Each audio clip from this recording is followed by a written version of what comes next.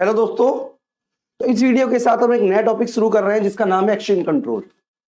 Exchange control पर हमने total 6 video बनाई हुई हैं।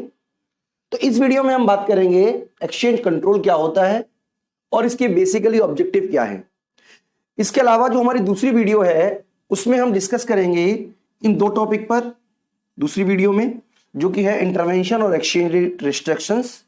तीसरी वीडियो में हम इस पर डिस्कस करेंगे कि आखिरकार जो एक्सचेंज कंट्रोल के जो तरीके हैं, एक्सचेंज क्लियरिंग एग्रीमेंट, पेमेंट, ठीक है, पेमेंट एग्रीमेंट, इनके बारे में डिस्कस करेंगे। और चौथी वीडियो में हम इन पे डिस्कस करेंगे, यानी कि बचे हुए मेथड पे।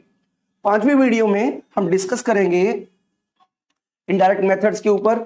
और छठी वीडियो में हम बताएंगे कि इंडिया ने एक्सचेंज रेट का यूज कब कब किया है, कैसे कैसे किया है। तो इस तरीके से इस टॉपिक पे हम 6 वीडियो बना रहे हैं। तो दोस्तों, इसमें से कुछ वीडियो हमने प्राइवेट भी रखी हुई हैं। तो अगर आपको प्राइवेट वीडियो देखनी हो तो आपको क्या करना है कि मुझे मेरे व्हाट्सएप नंबर पे मुझे मैसेज करना है, और आप मेरी ऐप का भी लिंक दिया हुआ है डिस्क्रिप्शन में बॉक्स में, उसको भी आप डाउनलोड कर सकते हो। इसके अलावा अगर आपको नोट्स चाहिए हो किसी भी सिलेबस के तो आप मुझे मैसेज कर सकते हो, आप ऐप में उनको फ्री में भी देख सकते हो।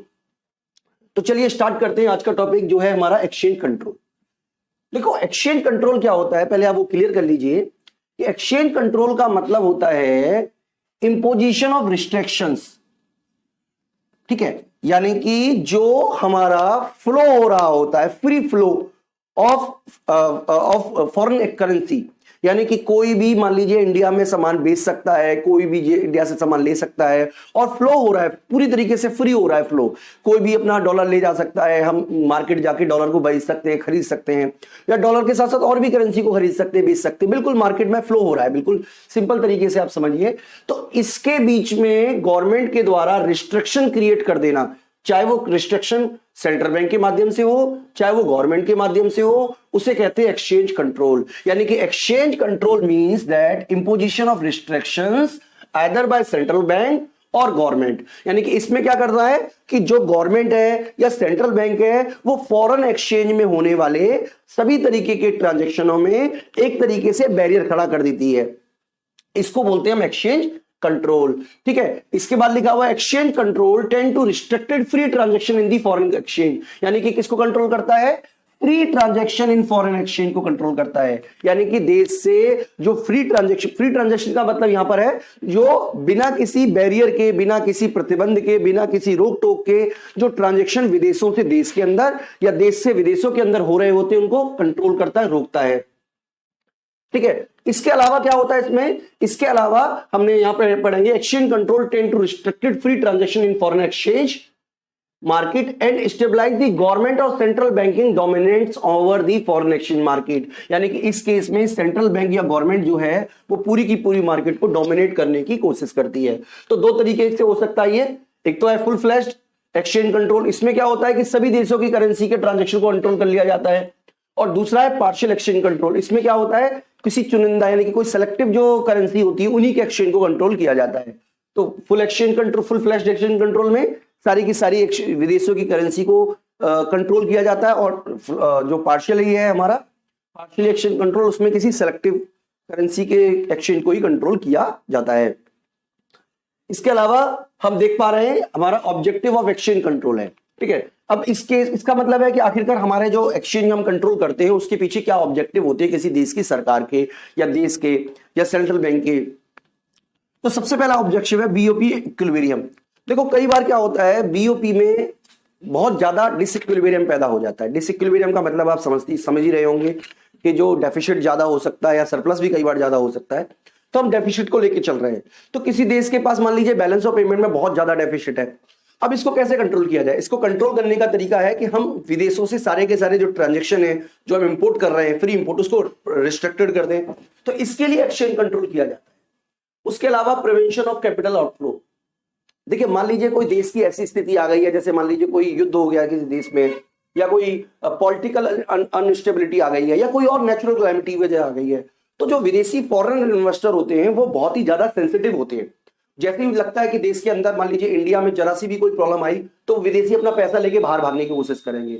और अगर ये बहुत ज्यादा मात्रा में होगा तो बहुत ज्यादा जो इकोनॉमी है वो बिल्कुल डिसबैलेंस हो जाएगी। तो उस कंडीशन को रोकने के लिए, कैपिटल आउटफ्लो को रोकने के लिए एक्सचेंज कंट्रोल किया जाता है। इसके अलावा जो तीसरी वजह है वो है ओवर वैल्यूएशन। देखो ओवर वैल्यूएशन का मतलब हुआ कि अपनी करेंसी की वैल्यू को जानबूझकर ऊंचा रखना, ठीक है। ये इसलिए किया जाता है, हो सकता है कि हमें ज्यादा मात्रा में इंपोर्ट करना हो, ठीक है, या हो सकता है कि हमें जो पहले हमने इंपोर्ट किया उसका बैलेंस, उसका जो पेमेंट करना हो, तो इन सब के लिए भी हम एक्सचेंज कंट्रोल पॉलिसी का यूज करते हैं। इसके अलावा जैसा कि आप देख पा रहे हो, अगला है अंडर वैल्यूएशन। देखो अंडर वैल्यूएशन का मतलब है कि जानबूझकर अपनी करेंसी की वैल्यू को विदेशी करेंसी के मुकाबले कम दिखाना। अब अंडर वैल्यूएशन क्यों किया जाता है? अंडर वैल्यूएशन इसलिए किया जाता है ताकि हम क्या कर सके, विदेशों से एक्सपोर्ट कर सके, ठीक है, विदेशों में एक्सपोर्ट कर सके, ज्यादा मात्रा में हम अपना जो सामान है वो विदेशों में बेच सके। तो इसके लिए भी हम एक्सचेंज कंट्रोल करते हैं। इसके अलावा स्टेबिलिटी ऑफ एक्सचेंज रेट, कई बार जो एक्सचेंज रेट है वो बहुत तेजी से ऊंचे नीचे जाती है, ठीक है, आप देख पा रहे होंगे कि बहुत कभी एक्सचेंज रेट गिरती है, कभी एक्सचेंज बढ़ती है। तो इस पूरी की पूरी इंस्टेबिलिटी, इससे क्या होता है, फॉरेन ट्रेड इफेक्टेड होता है, ठीक है, क्योंकि जैसे मान लीजिए आपने एग्रीमेंट किया मान लीजिए किसी रेट पर, और जब डिलीवरी की बारी आई तो बहुत ज्यादा एक्सचेंज रेट हो गया। तो इस तरीके की जो अनस्टेबिलिटी होती है उसको कंट्रोल करने के लिए भी एक्सचेंज कंट्रोल किया जाता है। इसके अलावा कई बार प्रोटेक्शन देना पड़ता है डोमेस्टिक इंडस्ट्री को। भाई विदेशी लोग आएंगे, विदेशी कंट्री आएगी तो हमारे देश की जो इंडस्ट्री है जो अभी इन्फेंट स्थिति में उसको खत्म कर देगी। तो इस कंडीशन से बचने के लिए या डोमेस्टिक इंडस्ट्री को प्रोटेक्ट करने के लिए भी एक्सचेंज कंट्रोल पॉलिसी का यूज किया जाता है। बेसिकली इस सबके अलावा एक और वजह है, वो है check upon the non necessary import. देखो अगर आप फ्री ट्रेड करोगे, अगर आप एक्सपोर्ट और इंपोर्ट को पूरी तरीके से रोक दोगे, तो केवल वही चीज इंपोर्ट नहीं होंगी जो एसेंशियल है, बल्कि कई बार वो चीजें भी इंपोर्ट हो जाती है जो एसेंशियल नहीं है।